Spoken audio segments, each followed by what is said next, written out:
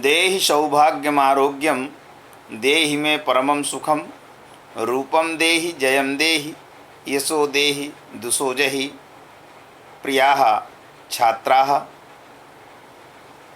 महत् हर्षम अनुभवामि महान्तं हर्षम अनुभवामि इदानीं यद् भवन्तः पठनाय समयेन अत्र आगच्छन्ति अस्मिन् गणे आत्मानं नियोजयन्ति।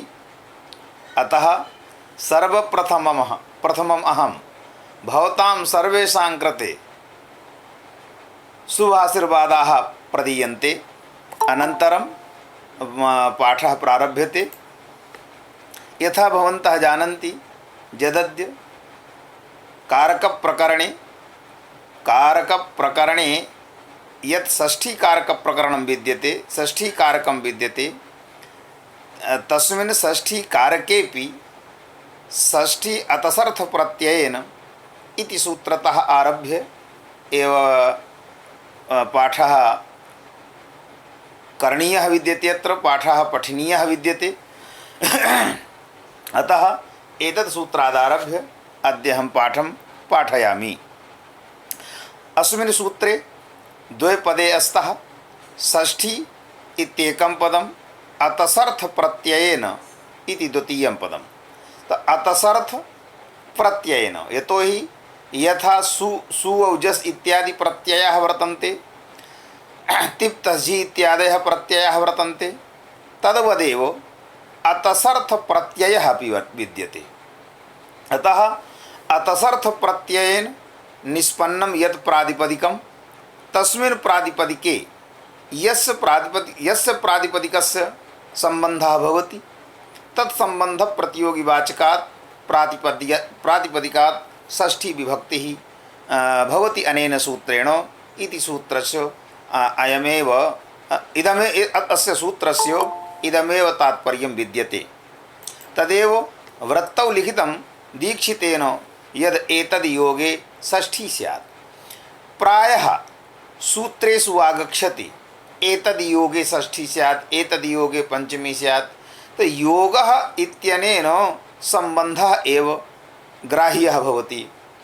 अर्थात् यस्य पदार्थस्य येन पदार्थेन सह सम्बन्धः तत्सम्बन्ध प्रतियोगिवाचकादेव तत्तद् विभक्तयः भवन्ति।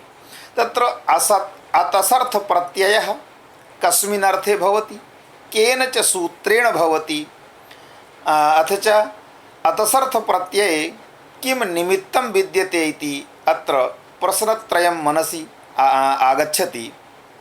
यद् अतसर्थ प्रत्ययः केन सूत्रेण कस्मिन् अर्थे, अतसर्थ प्रत्ययः केन सूत्रेण कस्मिन् अर्थे च। तत्र एकं सूत्रमस्ति दक्षिणोत्तराभ्याम् अतसुच् इति। अतसुच् प्रत्ययस्यैव कृते उक्तम् अतसर्थ प्रत्ययः इति। एवमेव आहि च दूरे उत्तराच्च, आहि च दूरे इति एकं सूत्रमस्ति, उत्तराच्च इति एकं सूत्रमस्ति। एभिः सूत्रैः दिक्देशकालवृत्तिभ्यः शब्देभ्यः स्वार्थे प्रत्ययाः विधीयन्ते। अर्थात् एतत् सूत्रत्रयेण आहि च दूरे इति सूत्रेण, उत्तराच्च इति सूत्रेण, अथ च दक्षिणोत्तराभ्याम् अतसुच् इति सूत्रेण च इति सूत्रत्रयेण स्वार्थे प्रत्ययाः विधीयन्ते। तदेव उक्तं यत् दिक्शब्दः इति पंचम्याः अपवादः। दिक्शब्दान्त्युत्तरपदाजाः युक्ते इति तस्मिन् सूत्रेपि अतसुच् प्रत्ययस्य ग्रहणं कृतं विद्यते। अतः तेन सूत्रेण पंचमी विभक्तेः प्राप्तिर्भवति। तां पंचमीं बाधित्वा अनेन सूत्रेण षष्ठी विभक्तिः क्रियते। यथा ग्रामस्य दक्षिणतः, तत्र दक्षिणतः इत्यत्र दक्षिणशब्दात् अतसुच् प्रत्ययः कृते सति दक्षिणतः इति शब्दः निष्पद्यते। दक्षिणतः अयं शब्दः तसिल् प्रत्ययान्तः नास्ति। दक्षिणतः इति शब्दः अतसुच प्रत्ययेन निष्पन्नः भवति। अतः अतसुच प्रत्यय निष्पन्नम अर्थविशिष्टं प्रातिपदिकं विद्यते दक्षिणतः इति। तेन अर्थविशिष्टेन अतसुच प्रत्यय निष्पन्नेन प्रातिपदिकेन यदर्थविशिष्टस्य प्रातिपदिकस्य ग्रामरूप प्रातिपदिकस्य अनेन सह सम्बन्धः सति सम्बन्धे पंचमी विभक्ति प्राप्ता पूर्वसूत्रेण दिक्शब्दांचुत्तरपदा दिक्शब्द अन्नयाराधितर्थे दिक्शब्दांचुत्तरपदाजा युक्ते इत्यनेन सूत्रेण ताम पंचमी प्रबाध्य प्राप्तां पंचमी प्रबाध्य अनेन सूत्रेण षष्ठी विभक्ति क्रियते। एवमेव पुरः पुर इत्यस्य उदाहरणं दीयते पुरस्तात्। तो पुरस्तात् इत्यर्थात् पुरस शब्दादपि अतसुच प्रत्ययः भवति। अतसुच प्रत्ययेन निष्पन्नम अर्थविशिष्टं प्रातिपदिकं पुरस्तात् इति प्रातिपदिकं।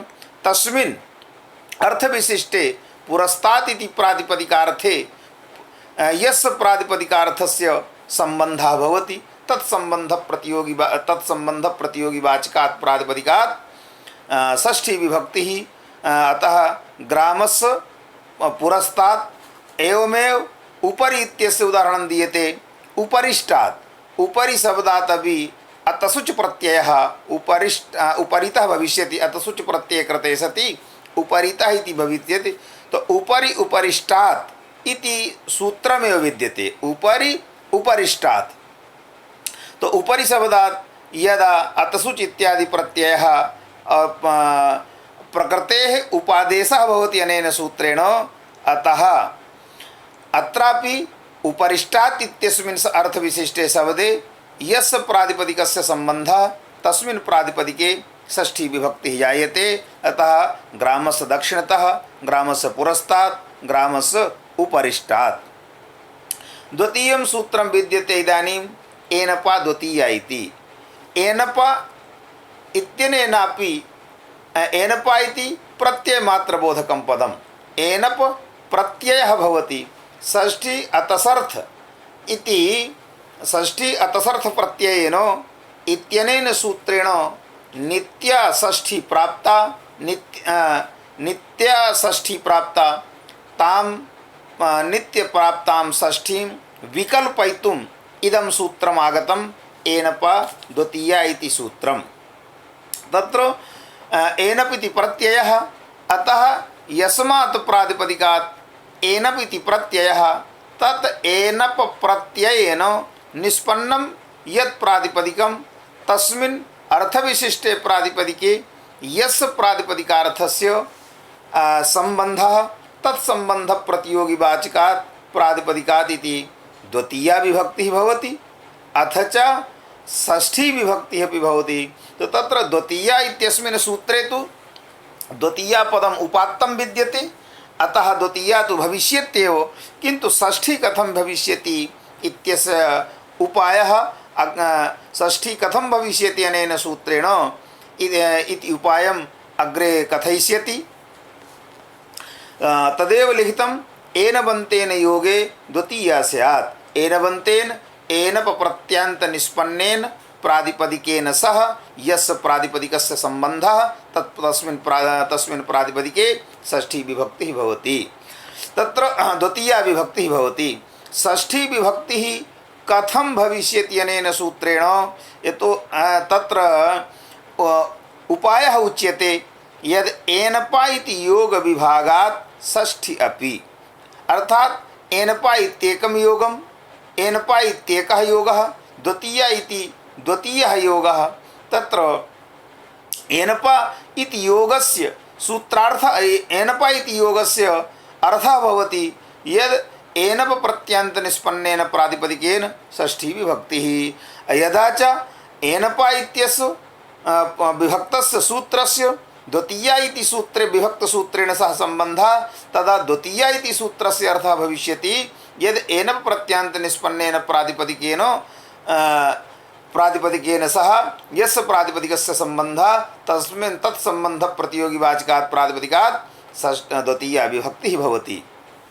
एवञ्च अनेन सूत्रेण योग विभाग द्वारा षष्ठी विभक्तिरपि विधीयते एनप प्रत्यांत योगे एवमेव द्वितीय विभक्ति विधीयते इति सम्मिल्य उदाहरण दीयते दक्षिणेन ग्रामम ग्रामस्य वा। तो दक्षिणेन इत्यत्र दक्षिणेन इत्यत्र एनप प्रत्ययः विद्यते। एनप प्रत्ययः पकारस्य एनप प्रत्यय पकारस्य इति संज्ञा अथ च दक्षिणा एन इति जाते दक्षिणोत्तरवर्ती अकारस्य लोपे कृते सति दक्षिणेन इति भवति। तो दक्षिणेन इति तृतीयायाः एकवचनं रूपं नास्ति, यतोहि दक्षिणा शब्दः स्त्रीलिङ्गः स्त्रीत्वविशिष्टार्थबोधकस्य दक्षिणा शब्दस्य तृतीयैकवचने दक्षिणया इति भविष्यति, किन्तु अत्र किं लिखितं दक्षिणेन इति। तो दक्षिणेन इत्यत्र एनप प्रत्ययः जातः। एनप प्रत्यय विधायकं सूत्रमस्ति एन वन्यतरस्याम् अदूरे अपञ्चम्याः। एनप अन्यतरस्याम् अदूरे अपञ्चम्याः इत्यनेन सूत्रेण एनप प्रत्ययः। एनप प्रत्यय निष्पन्नं प्रातिपदिकं दक्षिणेन इति प्रातिपदिकं तेन प्रातिपदिकेन सह ग्रामस्य सम्बन्धः। अतः यदा ग्रामस्य सम्बन्धः भवति एनप इति प्रत्यांतेन सह तदा द्वितीया अथ च योगविभागद्वारा षष्ठी अपि भवति। एवं उत्तरेण अर्थात उत्तरेण इति शब्दः अयमपि एनप प्रत्ययान्तः एनप प्रत्ययान्त निष्पन्नं एनप प्रत्ययान्तेन निष्पन्नः वर्तते उत्तरेण इति प्रातिपदिकम्। अतः यथा दक्षिणेन इति एनप प्रत्ययान्तेन सह सम्बन्धे सति द्वितीया षष्ठी विभक्तिः भवति, तथैव उत्तरेण सह यस्य प्रातिपदिकस्य सम्बन्धः भविष्यति तस्मिन् प्रातिपदिकेपि षष्ठी विभक्तिः भविष्यत्येव। एवमेव लिखितम् एवं उत्तरेण। अत्र तृतीयं सूत्रं विद्यते दूरान्तिकारथैः षष्ठ्यन्तरस्यां दूर अथ च अन्तिक दूर अर्थैः अर्थात दूर शब्दस्य यः अर्थः अन्तिक शब्दस्य च यः अर्थः तदर्थैः शब्दैः सह या तदर्थवाचकैः शब्दैः सह यस्य सम्बन्धः तत्र षष्ठी विभक्तिः विकल्पेन भवति। तो दूर शब्दस्य कः न एवं नास्ति यदा साक्षात् दूर शब्दः भविष्यति यदा साक्षात् अन्तिक शब्दः भविष्यति। साक्षात् यदि दूर शब्दः उच्चरितः वर्तते वाक्ये अथवा साक्षात् एव अन्तिक शब्दः वाक्ये उच्चरितः विद्यते तदपि षष्ठी विकल्पेन भविष्यत्येव।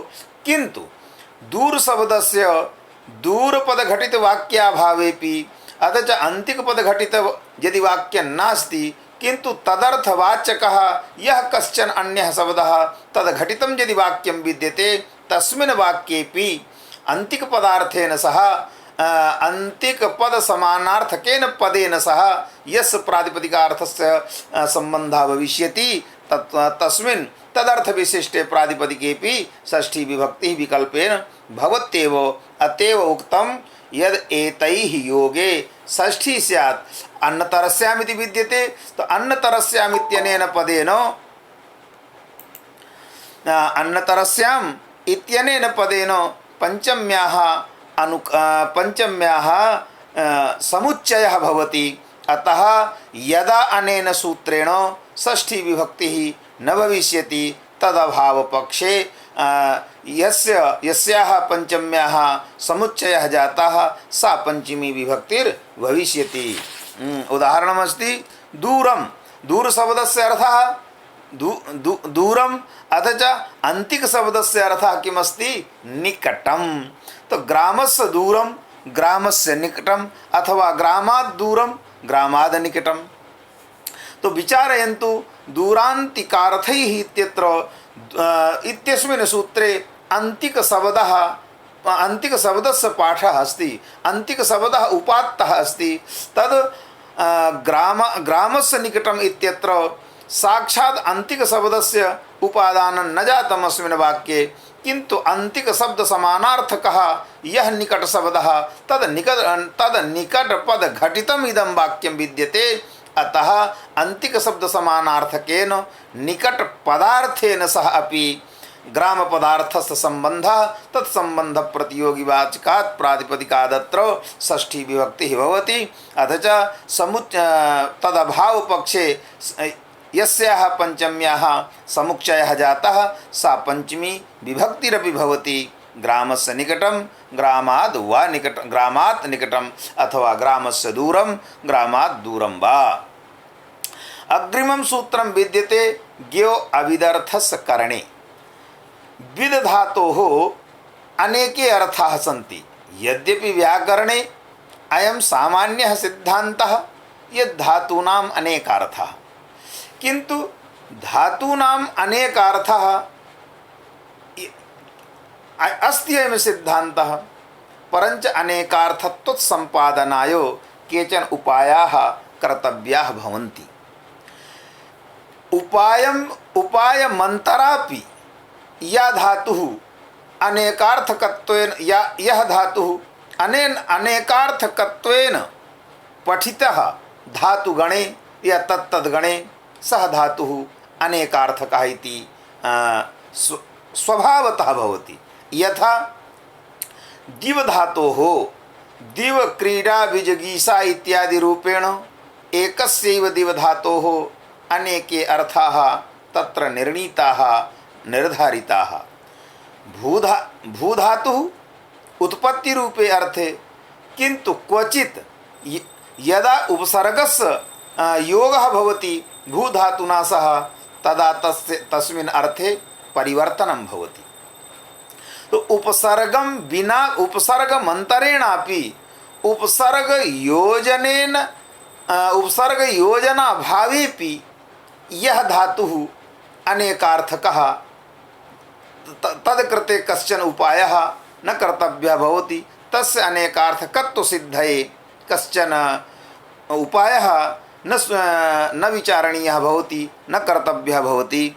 अतः अत्र विद धातुः उपसर्गबलात् नानेकार्थकत्वं केनचित् विशेष उपाय कारणेन नानेकार्थकत्वं, किंतु विद धातुः स्वतः एव दिव धातुवत् अनेकार्थकः अस्ति। यथा स्पृहे रीप्सिता रुच्यर्थानां प्रियमाणः इत्यत्र रुच धातुः दीप्तौ अथ च रुच धातोः दीप्ति अर्थः अभिप्रीतिश्च अर्थः। धातुः अनेकार्थकः, न तत्र अन्यः कश्चन उपायः कर्तव्यः भवति भूधातुवत्। तद्वदेव विद धातोः अपि धातोरपि अनेके अर्थाः निर्धारिताः धातुगणे। तेषु अर्थेषु अविदर्थस्य विदज्ञाने विद धातु ज्ञानेपि वर्तते, विद धातु विचारणायामपि वर्तते। किंतु यदा विद धातुः ज्ञानार्थकः न भविष्यति, यदा विद धातुः ज्ञानार्थकः न भविष्यति, ज्ञानार्थक भिन्नः यः विद धातुः अर्थात ज्ञानार्थकेन ज्ञानार्थकाद् भिन्नः यः अर्थः तदर्थकः यदा विद धातुः तदा तद्विद धात्वर्थक्रिया निरूपितं यद करणत्वमस्ति तस्य करणस्य यदा संबंधत्वेन विवक्षा क्रियते तदा षष्ठी विभक्तिः भवति। अतः उक्तं जानातेः अज्ञानार्थस्य करणे। जानातेः अज्ञानार्थस्य करणे ज्ञा धातुः ज्ञाने विद्यते तो तदेव विवर्ण रूपेण कथितं यदि जानातेः अज्ञानार्थस्य, अर्थात यदा विद धातुः ज्ञानार्थकः नास्ति, ज्ञानार्थकत्वेन न पठितः विद धातुः तदानीन्तन काले विद धात्वर्थक्रिया निरूपितं यत् करणत्वं विद्यते तस्मिन् तस्य करणस्य शेषत्वेन विवक्षायां षष्ठी विभक्तिः जायते। उदाहरणं दत्तं सर्पिषो ज्ञानमिति। सर्पिषो जानीते, सर्पिषो ज्ञानम्। अत्र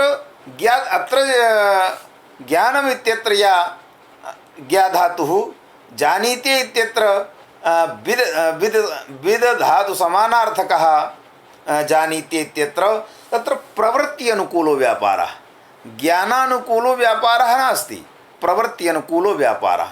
अतः अत्र प्रवृत्ति अनुकूल व्यापारार्थकः विद्यते ज्ञानमित्यत्र या ज्ञाधातुः। सर्पिषो जानीते इत्यत्र प्रवृत्ति अनुकूलो व्यापारः विद्यते धातोः, धातोरर्थः प्रवृत्ति अनुकूल व्यापारः, व्यापाराश्रयः कश्चन कर्ता भविष्यति, किंतु तस्य कर्तुः प्रवृत्तेः कारणं किमस्ति यदा विचार्यते तदा अत्र कारणत्वेन उपात्तं सर्पिषिति पदम्।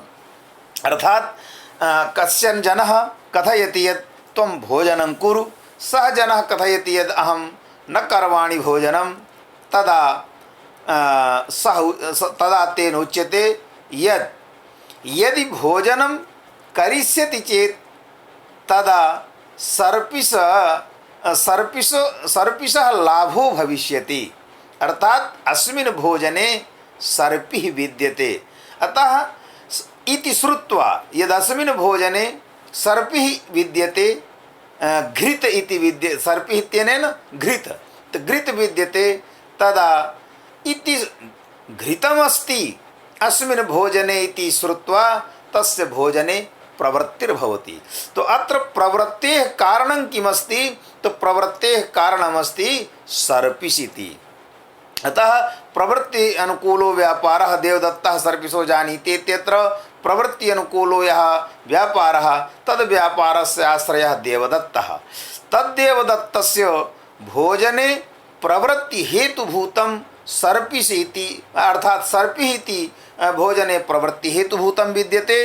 अतः अत्र कर्ण संज्ञा, अथ च तस्मिन् करणे हेतौ किं तृतीया प्राप्ता आसीत्, किंतु यदा शेषत्वेन विवक्षा क्रियते तदा अत्र षष्ठी विभक्तिः सर्पिषो ज्ञानं सर्पिषो जानीते इत्यादिति। अनन्तरं सूत्रमस्ति अधिगदर्थ येषां कर्मणि, अधि इक अधिगदर्थ अय येषाम्, ईश धातुः सामर्थ्ये विद्यते, अय धातुः अपि विद्यते, अय धातुः अथ च ईश धातुः, एवमेव अधि इक अर्थ इति उच्यतम्। अधिगदर्थ अर्थात अधिपूर्वक इक धातोः, अधिपूर्वक इक स्मरणे इति धातोः यः अर्थः तदर्थ समानार्थकः अन्यः यः धातुः तद्धातु योगेपि तद्धातु निष्पन्न क्रियावाचक पद घटित योगेपि, अर्थात